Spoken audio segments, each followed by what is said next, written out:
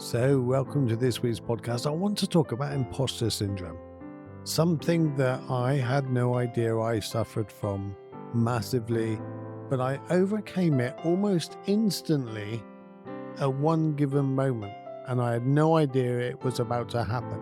I'm going to share that story shortly, but before that, let's get on with the introductions, and I want to say a little thank you to a few people that have bought me a coffee this week. So to a someone and a someone, thank you very much to you two. Thank you to Paula. Thank you to Mia. You guys are absolutely awesome, and I'm humbled by it. Thank you very much, and it really does help make a difference. The actual money goes towards the hosting of the podcast and the hosting of my other podcast, Inner Peace Meditations. And I'm releasing a new podcast in about 8 weeks. I'm super excited about this. It won't change this podcast. It won't change the Inner Peace Meditations podcast.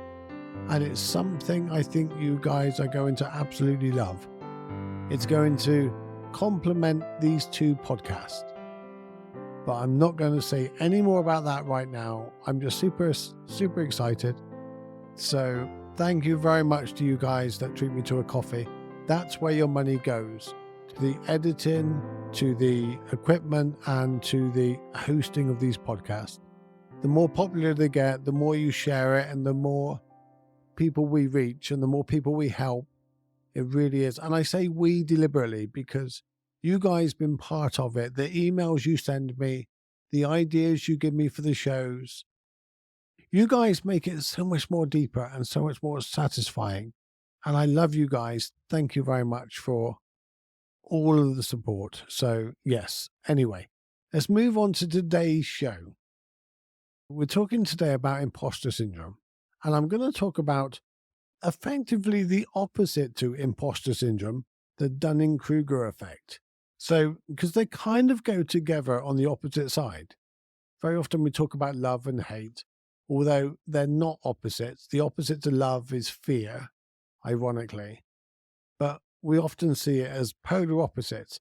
So Dunning-Kruger is not necessarily the opposite to imposter syndrome, but it is certainly on the same scale somewhere. Or so, I'm not a psychiatrist, but I think you'll understand by the end of this podcast what they are. And we all suffer from these in some way. I'm not just talking about professional people when we talk about imposter syndrome or the Dunning-Kruger effect. We're all human. We all suffer from these things, and we all fluctuate in and out of them at times.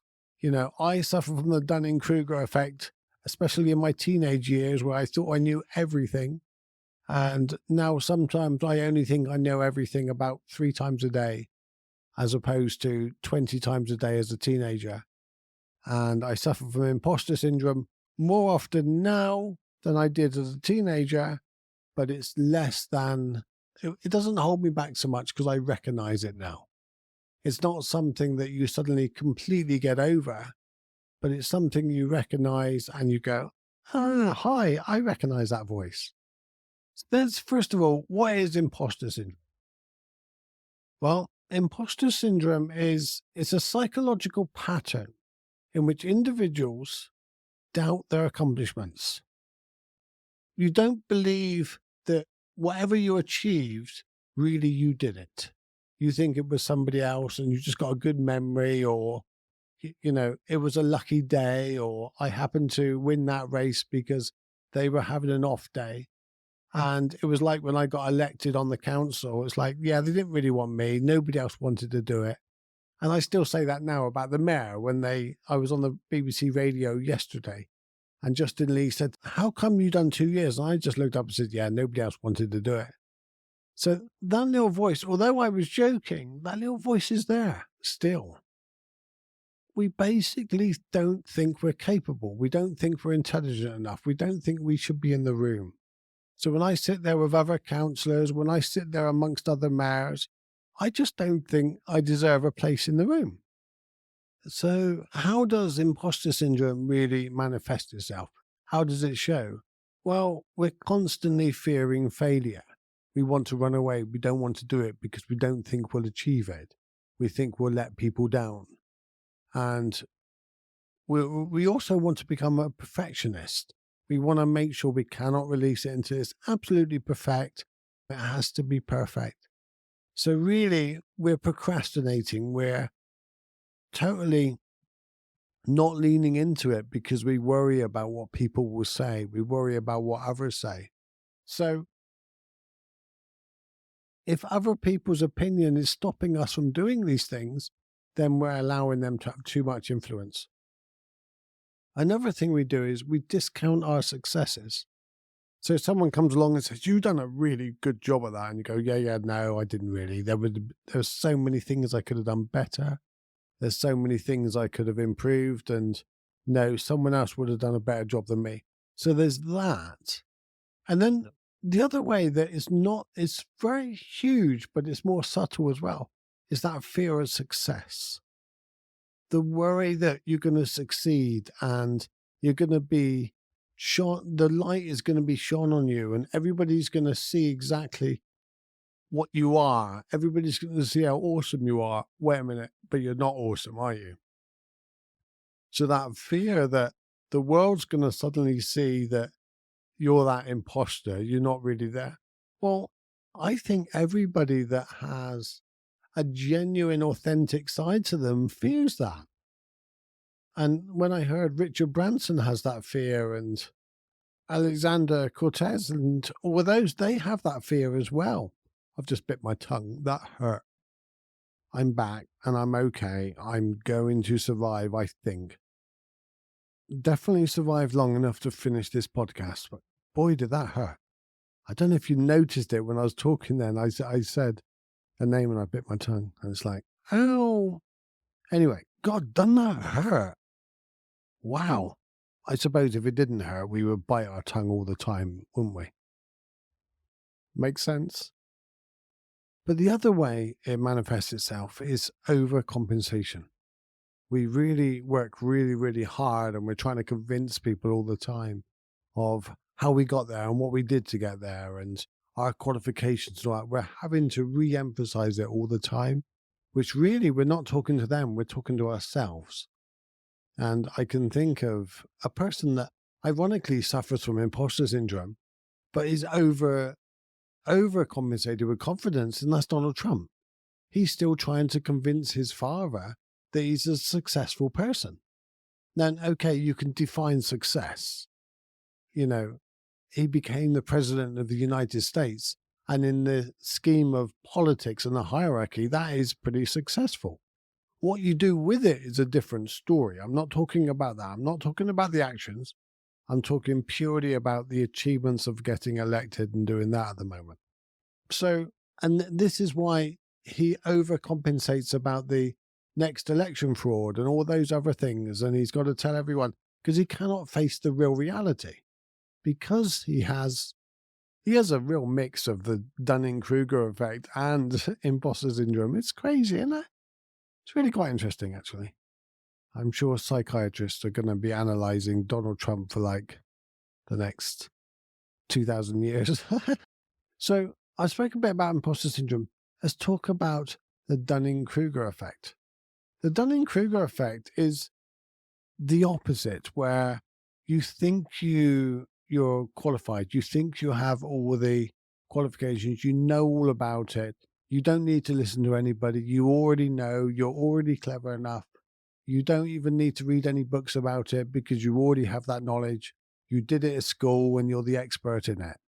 You know, you overestimate your abilities. And I do that sometimes on certain things. I do it. So it's not black and white. Nothing's black and white. You know, everything has gray areas, and you catch me on a really confident day and I'm feeling really good and the sun's out. I may have that effect on me rather than the imposter syndrome. But you give me a day that I'm not feeling too good and it'll be imposter syndrome that I'm suffering with.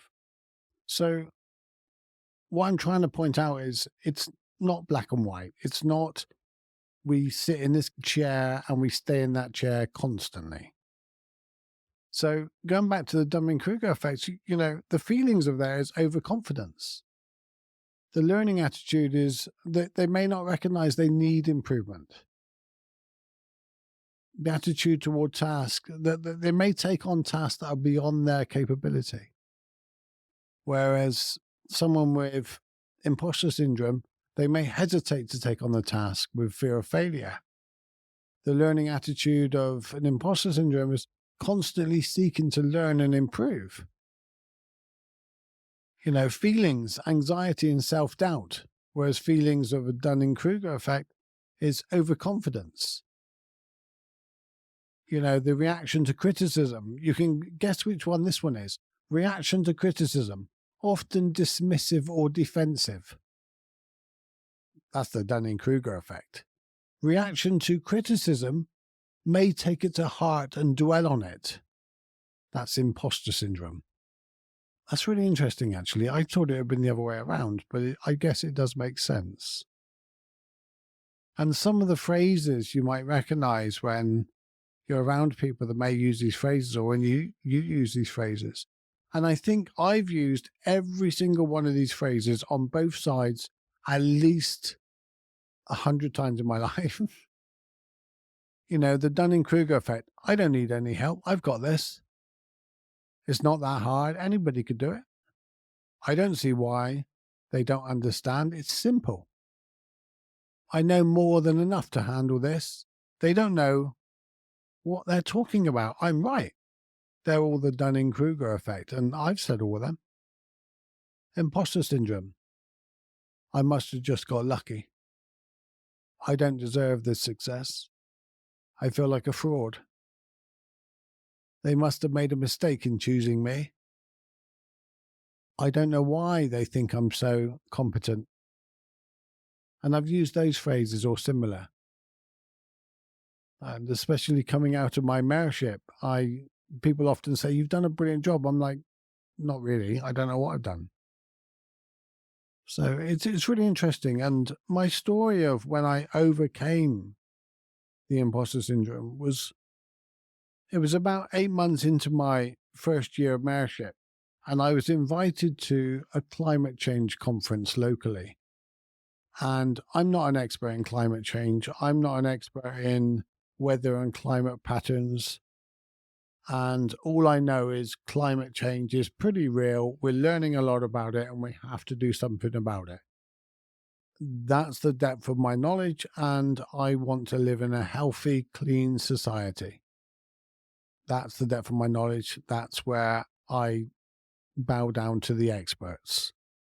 The people that have studied it for decades, they know what they're talking about because they've studied it. So who am I to know? However, in my 20s, I was totally dismissive of it. I thought it was a religion to make money out of people, and I thought it was complete rubbish. I used to repeat the sentence, "Yeah, well, the earth used to warm up and cool down 7,000 years ago. What's the difference now? There ain't no 4x4s back then." Then I realized when it was pointed out to me in my 30s that, yeah, it didn't heat up by 2 degrees in the space of 60 years. It took 6 or 7,000 years to do it. We've done it in a short time. Anyway, that's the facts about climate change. Get back to the conference. So I was there at the conference in the afternoon, and I was one of the ones to be on stage as one of the panel. And I say panel because I don't want to say experts, because I certainly wasn't. So I was on this panel with 3 other experts, or 3 experts and me. And I was on the right. Right next to me was a professor from Exeter University on climate change. Right next to him was a local business person that was a CEO and a trustee of a really big company locally when it comes to, and I'm deliberately not saying their name. I don't know why I'm not saying their name. Anyway, but really quite well known locally in the sustainable world. And right next to him was somebody else similar. And they really knew their stuff. And it went to the audience. The first question came up and it turned around and said, "So, climate change is a real decisive thing among the public. And how do you envisage the future when we cannot even agree that climate change is real or not real at the moment. And I thought, okay, it'll come to me last. They'll never come to me first on this. So they came straight to me. And it's like, oh, so I've got the mic here. I've got like 80 people sat there listening to my reply. And I just said, do you know what? We live in a world that I've not spoken to one person that doesn't want to live in a happier, healthier, friendly, clean environment. Everybody wants to live with more nature, more trees. Nobody wants to sit behind a gas guzzling car. Everybody prefers cleaner energy. So we need to work out how to do that rather than keep having the debate whether it's real or not.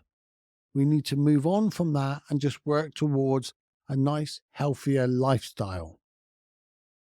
Because nobody disagrees with that. And I thought, that's just a wishy-washy answer. And then they went to the professor of climate change right next to me. They put the mic to him. And he looked up and goes, exactly what he just said. And in that moment, I thought, do you know what? Perhaps I do have a place here. Perhaps I do know something. And although I don't totally think that I'm over my imposter syndrome, because I don't think anybody will ever get over it that is genuine and authentic. And although I don't think I'm genuine and authentic entirely, because I know what goes on inside of my head, you know, I've got the inside knowledge of what goes on in here, and I wouldn't share it with the world because inside my head is completely barmy, really. And it's the same with you. If you think about it, I mentioned it on a podcast 2 or 3 podcasts ago. Why do we find it so hard to love ourselves? Well, for one reason, is we know it's an inside job. We know what's going on inside of our head. We know some of the things we think that are not very lovable thoughts. So how we know all those things, so it's a little more difficult to love ourselves because we're human and we have that inside stuff. So it's exactly the same as me. I have all the self-doubt in my head. I know what really goes on in there. And I know about the confident moments when I think of this crazy thing that I think, yeah, I've got this, when really I haven't. So yeah, I don't know. I know the title of the podcast is How I Got Over My Imposter Syndrome. But really, I've learned to have the voice and have a healthier relationship with that voice. So when it pops up, I'm like, hi, how are you? I know you're looking after me. Just let me jump out of my comfort zone just for a minute. But thank you for being there and protecting me.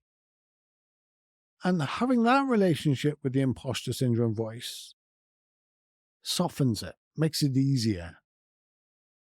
And I hope it keeps me humble to a little degree. Whenever I say that, when I'm talking about me being humble, I'm like, yeah, I'm really not. And when people say, yeah, but Stephen, you really haven't got an ego, I'm like, I got a huge ego. I would never have been on the council. I would never have become mayor if I didn't have an ego the size of this planet. You know, that's the reality. It's probably why I need the spiritual journey so much. That's why it's so much hard work, because of the ego. So when people say to me, you know, you haven't got a huge ego, Stevie, I'm like, you have no idea. But yeah, it's an interesting, it's the inside job, what we can see on the inside. So what can we do to try to get over the imposter syndrome, subject to dumping ourselves in the deep end and going on to stage in a climate change conference? What can we do if we think we suffer from either of these, the imposter syndrome or Dunning-Kruger effect? Now then, I don't know what you would do about the Dunning-Kruger effect, really. You know, if you think you're brilliant at everything and you don't need to learn anything and you don't need to go to class and you don't need to, there's not really a lot I can say or do because you already know it all. But on the flip side, if you do suffer from not fitting in or not feeling like you're worthy of a place there is a few things you can do. One thing that I did a few years ago that was really effective is write a list of your achievements, a whole list of achievements, and write everything down. You know, if you cannot think of anything, say, I survived school. I survived primary school. I survived my first camping trip. You know, I survived my first swimming lesson. I survived falling in the water. You know, start with all the things you survived in life. You survived your first relationship. You managed to get out of it relatively, maybe unscathed. You know, and then all the little exams at school, all the things you passed, all the little achievements, you know, even if they were just a C or a D in maths, write it down. All the little, in the UK, we have NVQ 1, 2, 3, 4, and 5, I suppose. Write down the little exams you do for these jobs and things like that. Everything, write it down. And when you look back through, you go, do you know what? I'm a lot better than I thought. I'm doing okay. It might even make you cry, because it did me. It made me very proud of some of the things I've achieved. The other things you can do is talk about your feelings. Talk about your fear of taking that job on or taking the next challenge on. Just sharing it with someone. Ask them, don't say something. I don't need fixing. I just need someone to share my thoughts and feelings with. And ultimately face your fears. Jump into that deep end. Don't dive into the swimming pool like I did. Dive into the deep end, but you know, I'm only joking.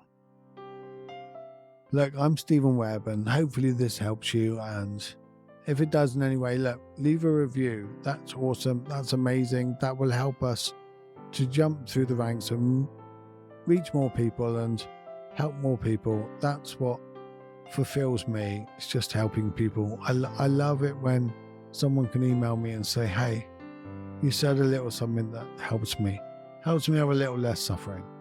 Thank you to those that treated me to a coffee.